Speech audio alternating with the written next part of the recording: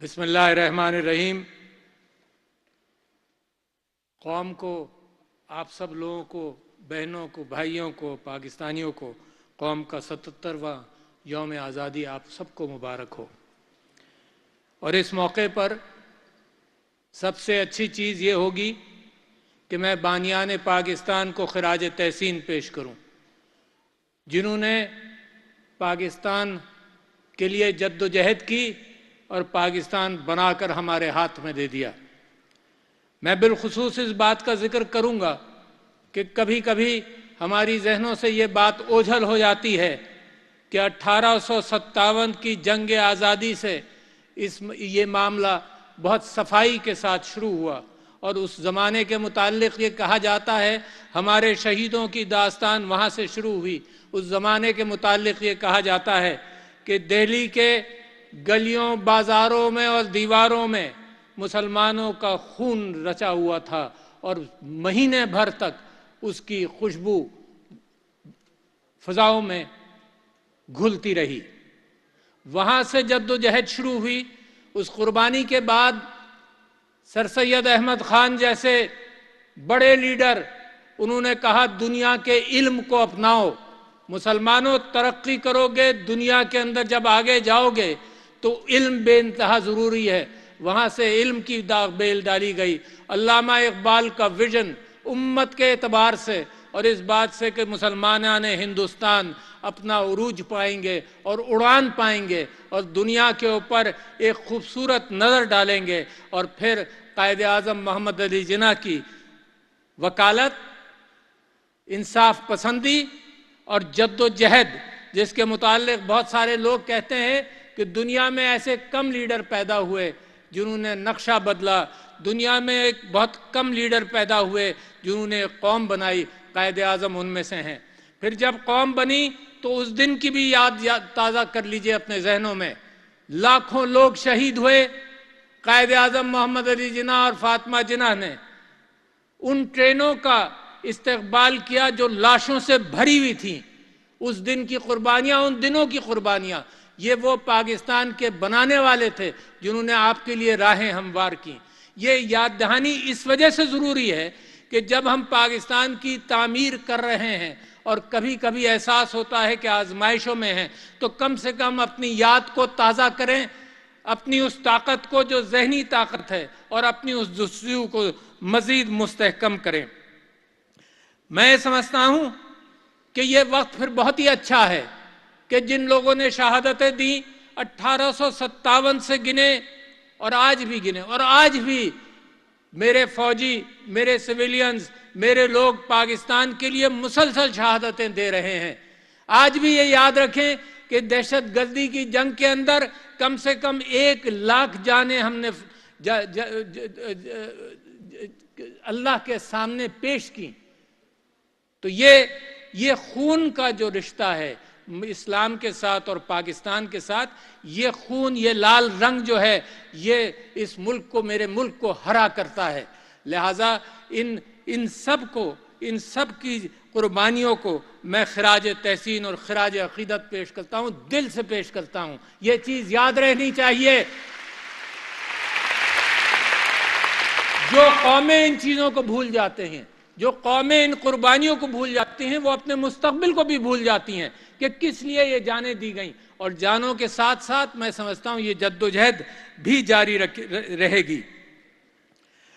जिन्होंने वतन की तहफ़्फ़ुज़, दिफ़ा और सलाम की खातिर ये जद्दोजहद की, वो भी आज इस बात का हम समझते हैं उनको भी खिराज तहसीन पेश करना चाहिए। और साथ साथ ये फिर सोचिए कि क्या मकसद था। याद दहानी कर लूँ मैं भी और आप भी आज के दिन 77वां जश्न आज़ादी है, तो याद कर लें उस दिन ताज़ा थी जब पाकिस्तान बना था 1947 को, जब लाशें बह रही थीं और खून बह रहा था। उस दिन ताज़ा था। दोबारा मैं ताज़ा करना चाहता हूँ कि जमहूरियत के लिए ये कुर्बानियाँ हमने दी, आज़ादी के लिए ये कुर्बानियाँ हमने दी, मसावात और रवादारी के लिए दी, और समाजी इंसाफ का बोलबाला करने के लिए कुर्बानियाँ दी, आइन, कानून और मेरिट की बालादस्ती के लिए ये कुर्बानियाँ दी, سماجی اور معاشی استحصال کا خاتمہ کرنے کے لیے یہ قربانیاں دیں، بنیادی حقوق کی ضمانت، شخصی آزادیوں کے لیے یہ قربانیاں دیں، عدلیہ کی آزادی اور قانون کی نظر میں برابری کے لیے دیں، اور قومی یکجہتی اور اتحاد کا فروغ دینے کے لیے دیں۔ لہٰذا آج میں مسلمانوں کو یاد دلانا چاہتا ہوں کہ قرآن کی دوسری سورت الف لام میم اس بات کو پورا کر دیتی ہے کہ اگر اس راستے پر چلو گے تو تمہاری فلاح ہوگی، اور وہ امت مسلمہ کا راستہ ہے اور وہ پاکستان کا راستہ ہے۔ ذرا میرے ساتھ 2 منٹ اس راستے پر چلیے اور دیکھیے کہ اللہ کیا کہتا ہے، اللہ کیا چاہتا ہے، اور میں نے اور آپ نے کیا کرنا ہے۔ سب سے پہلی بات اللہ تعالیٰ فرماتا ہے ذالک الکتاب لا ریب فیہ، بات وہاں سے شروع ہوتی ہے جہاں سے سچائی سے شروع ہوتی ہے۔ اللہ کہتا ہے اس کتاب میں کوئی جھوٹ نہیں، اور میرا اور آپ کا ایمان اس کے اوپر ہے۔ پھر اللہ تعالیٰ فرماتا ہے ھدی للمتقین، یہ ہدایت ہے ان لوگوں کے لیے جو اللہ سے خوف رکھتے ہیں اور اللہ کے بتائے ہوئے راستے پر چلنے کو تیار ہوں۔ یہ بتا دیا کہ یہ ہدایت کس کے لیے ہے، اور بچوں آپ بھی سوچیں اور بڑے آپ بھی سوچیں، بزرگوں کو بھی معلوم ہے۔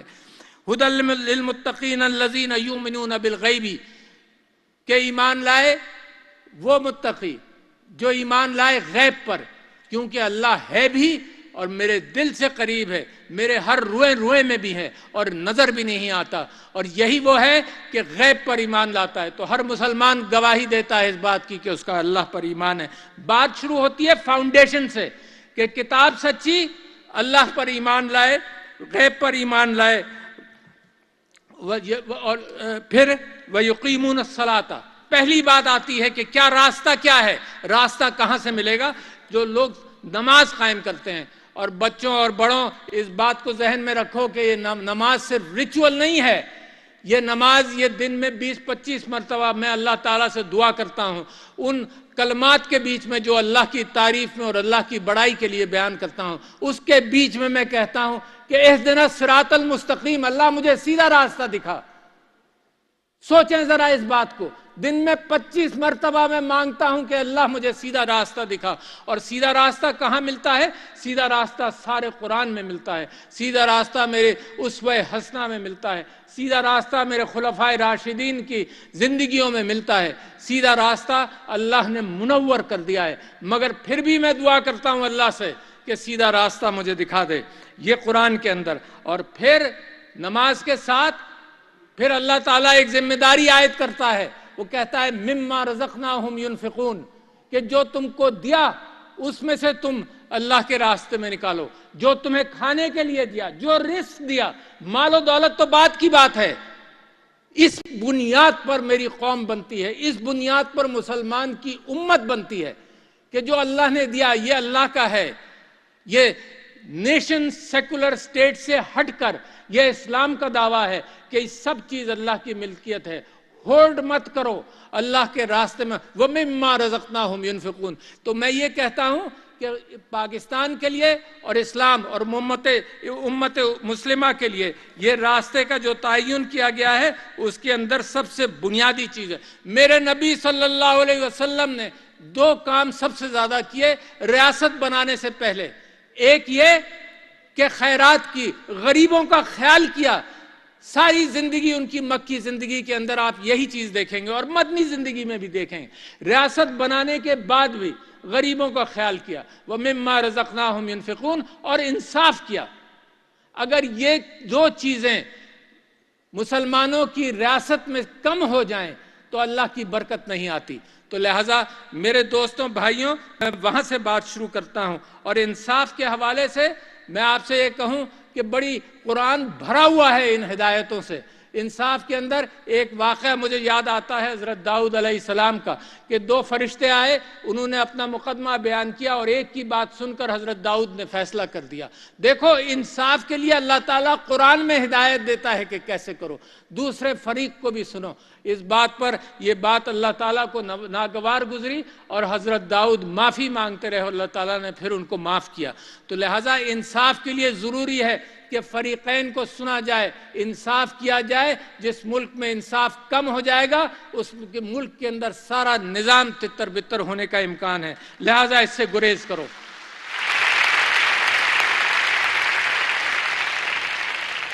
میں آپ کو یہ بتانا چاہتا ہوں کہ قائد اعظم محمد علی جناح نے، میں نے آپ سے ذکر کیا علامہ اقبال، سر سید احمد خان، پھر جب پاکستان بنا تو قائد اعظم محمد علی جناح کیا کہتے ہیں، یہ میں پڑھ کر سنانا چاہتا ہوں، اہم کلمات ہیں ان کے۔ وہ کہتے ہیں کہ اسلام ہماری زندگی اور ہمارے وجود کا بنیادی سرچشمہ ہے۔ ہم نے پاکستان کا مطالبہ زمین کا ایک ٹکڑا حاصل کرنے کے لیے نہیں کیا تھا، بلکہ ہم ایک ایسی تجربہ گاہ حاصل کرنا چاہتے تھے جہاں اسلام کے اصولوں کو آزما سکے اور اسلام قائم کریں۔ یہ اسلامیہ کالج میں 13 جنوری 1948 کو قائد اعظم نے فرمایا۔ تو میں یہ سمجھتا ہوں کہ بدقسمتی ہے کہ ہم اس راستوں سے اگر دوری کریں گے تو معاملات خراب ہوں گے۔ قائد اعظم نے کیا فرمایا؟ قائد اعظم نے کہا جابری والی بیماری سے نکلو، نیپاٹزم، اقربا پروری سے نکلو، میرٹ کو فروغ دو، اتحاد کرو آپس میں، سماجی و معاشی انصاف کرو۔ میں یہ سمجھتا ہوں کہ اسلام کی بتائی ہوئی اقدار کو ہمیں اپنانا چاہیے، اور اگر آپ اسلام کی بتائی ہوئی اقدار کو اپناتے ہیں تو میری امت میں میرے نبی صلی اللہ علیہ وسلم نے اور خلفائے راشدین نے اس کی زندگی بھر مثال دی۔ میرے نبی صلی اللہ علیہ وسلم پیٹ پر پتھر باندھتے تھے، لوگوں کو کھلاتے تھے۔ میرے خلفائے راشدین نے مسلسل اس بات کا اہتمام کیا کہ لوگوں کے اندر وہ ہمدردی رہے، غربت کا خاتمہ ہو۔ سب سے بڑی بات کہ غربت کے خاتمے کی کوشش کی۔ جب مال و دولت آتا تھا تو ایک ایک دن کے اندر لاکھوں درہم بانٹ دیا کرتے تھے۔ بی بی عائشہ رضی اللہ عنہا کے پاس لاکھوں درہم آئے، سارے دن میں بانٹ دیے۔ کوئی بینکوں کا تصور نہیں ہوتا تھا، یقیناً بینک بھی ضروری ہوں گے، مگر ایک دن میں بانٹ دیے۔ رات کو ان کی انہوں نے ملازمہ سے پوچھا کہ کچھ ہے کھانے کے لیے، تو ملازمہ نے کہا کہ 1 درہم بھی اگر آپ رکھ لیتی تو رات کا کھانا ہو جاتا۔ یہ ہیں وہ لوگ جنہوں نے پاکستان کی داغ بیل ڈالی، کبھی اس کو بھولنا مت۔ یہ ہیں وہ لوگ جنہوں نے مسلم امہ کو دکھایا کہ غریب پروری کرو، لوگوں کا خیال کرو۔ ریاست تو بعد میں آئی ہے، ریاست تو صرف اس بات کا اہتمام کیا ہے کہ قرآن نے اور اللہ نے آپ لوگوں سے کیا چاہا تھا۔ میں آپ سے یہ کہنا چاہتا ہوں کہ غربت کا خاتمہ 2 چیزوں سے عام طور پر ہوتا ہے، اور دنیا نے اس پر عمل کیا، کیونکہ میرے ملک کے اندر غربت کے حوالے سے مجھے اور آپ کو مقابلہ کرنا ہے۔ آپ ہیں ایلیٹ، میں آپ سے ہی التجا کروں گا، آپ کریں گے اہتمام اس بات کا، غریب نہیں کرے گا، آپ کریں گے۔ غریب صرف آواز اٹھاتا رہے گا، تکلیف کا احساس دلاتا رہے گا، مگر آپ کریں گے۔ اور کیسے کریں گے؟ تعلیم کی بہتات کریں گے، ہر شخص، ہر بچے کو اسکول میں بھیجیں گے۔ اور آج میں اعادہ کرنا چاہتا ہوں اس بات کا کہ 2,70,000 بچے 2,70,00,000 بچے پاکستان میں اسکولوں کے باہر ہیں۔ 2,70,00,000 بچے اسکولوں کے باہر ہیں۔ کیسے پاکستان کی تیاری ہوگی؟ اور اس کی مثال اس طرح سے جوڑتا ہوں کہ جو لوگ ٹیکس دیتے ہیں وہ بھی محدود ہیں، تو لہٰذا جو ٹیکس دیتے ہیں، مراعات یافتہ طبقہ ٹیکس دیتا ہے اور جو بیچارے سیلریڈ کلاس ٹیکس دیتے ہیں، وہ بوجھ اٹھاتے ہیں ان لوگوں کا جو ٹیکس چوری کرتے ہیں۔ تو آپ چند ایلیٹ، چھوٹا فیصد، چند فیصد ایلیٹ، کیا یہ بوجھ اٹھا سکتے ہیں اس ملک کا جب آپ باقی قوم کو ان پڑھ چھوڑ دیں؟ تو لہٰذا میں سمجھتا ہوں غربت سے نکاسی کا بنیادی معاملہ اس بات کا ہے کہ بچوں کو اسکول میں بھیجا جائے، اس کے لیے ایک الگ گفتگو ہو سکتی ہے۔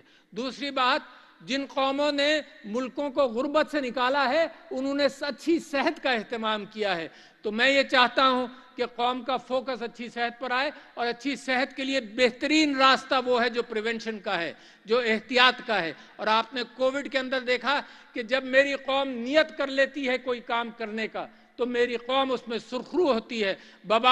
برابر کے ممالک میں بے انتہا اموات ہوئیں، مگر میری قوم نے جب جستجو کی اور سب نے مل کر اور اللہ سے راستہ جوڑے رکھا تو میری قوم کے اندر اموات کم ہوئیں۔ صحت کے اندر پریونشن، طہارت، احتیاط بے انتہا ضروری ہے۔ لہذا خواندگی اور صحت کے مسائل बड़ी अहमियत रखते हैं।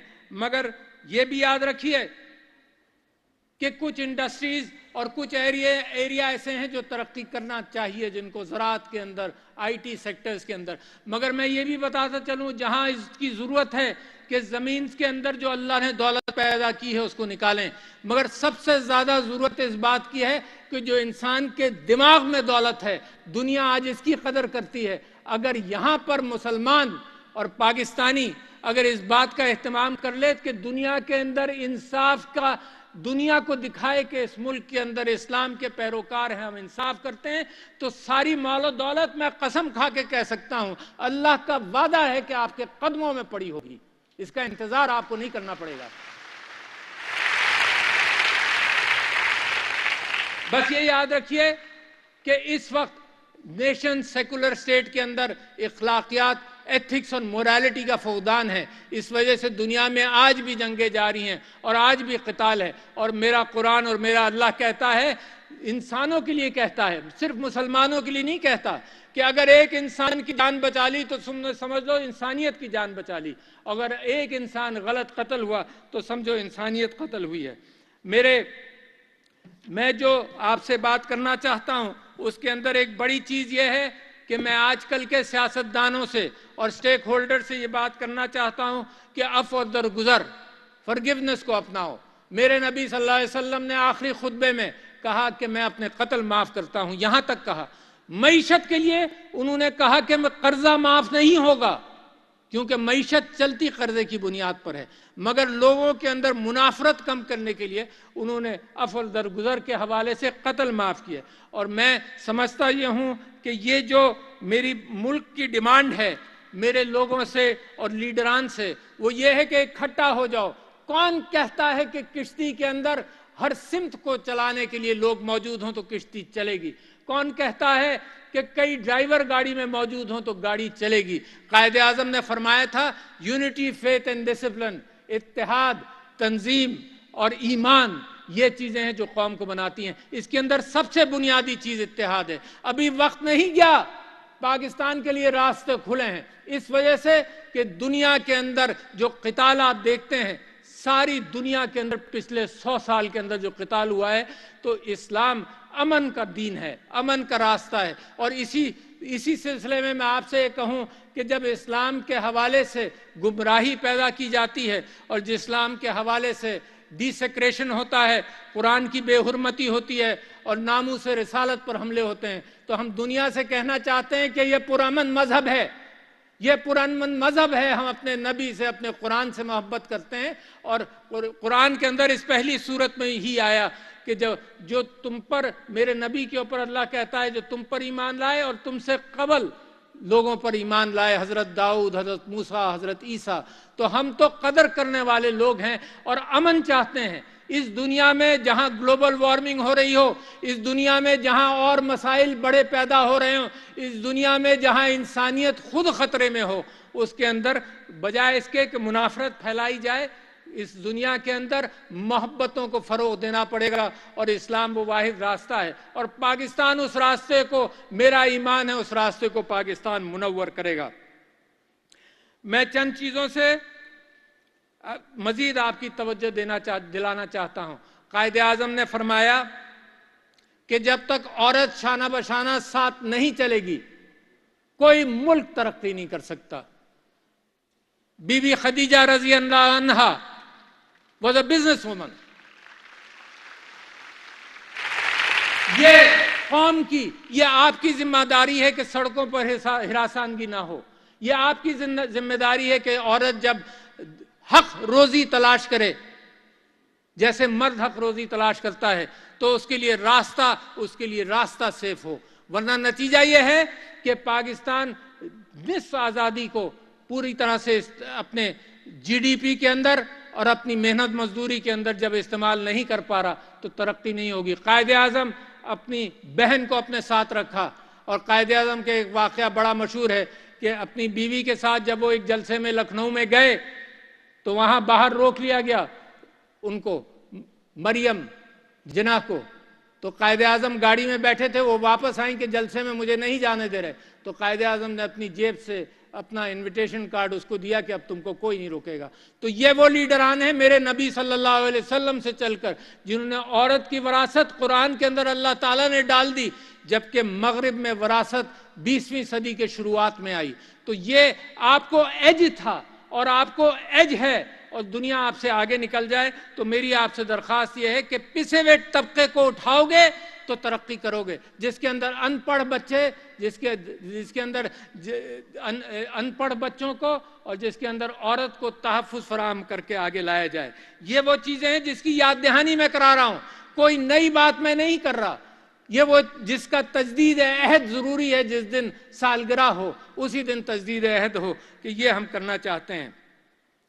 میں آپ لوگوں سے یہ بات کرنا چاہتا ہوں، اپنے کشمیری بھائیوں کے ساتھ یکجہتی کا اظہار کرنا چاہتا ہوں کہ اقوام متحدہ کی قراردادوں کی بنیاد پر ہم یہ سمجھتے ہیں کشمیر بنے گا پاکستان، ہم یہ جانتے ہیں کہ ان کے اوپر ظلم اور ستم ہو رہا ہے، ہم یہ کہتے ہیں کہ ہم انشاءاللہ کشمیر جب بنے گا پاکستان تو آج ہم دنیا سے درخواست کرتے ہیں کہ ہم نے اقوام متحدہ پر بھروسہ کر کر اپنا فائل اقوام متحدہ دنیا کی اقوام کے سامنے رکھا اور آج تک اس کے اوپر کوئی عمل نہیں ہوا، تو ان کو ہم اپنی دوستی اور اپنا ساتھ ہم ان کو بتانا چاہتے ہیں کہ ہم ساتھ کبھی نہیں چھوڑیں گے۔ دوسرے، میں تمام اسلامی ممالک، اپنے دوست ممالک، تمام ممالک کا شکریہ بھی ادا کرنا چاہتا ہوں کہ ہماری ضرورت کے وقت وہ ہماری مدد بھی کرتے ہیں، جس میں چین، سعودی عرب، متحدہ عرب امارات، ایران، ترکیہ، خلیجی ممالک، OIC اور دیگر دوست ممالک کا خاص طور پر شکریہ، جنہوں نے ہر مشکل میں ہمیں آسانی کا راستہ دکھایا۔ اور اپنی گفتگو کا اختتام کرنا چاہتا ہوں قرآن پر، قرآن کی آخری سورت پر، قُلْ اعوذ برب الناس ملک الناس الہ الناس۔ اس کا ترجمہ جو ہے وہ سنیں۔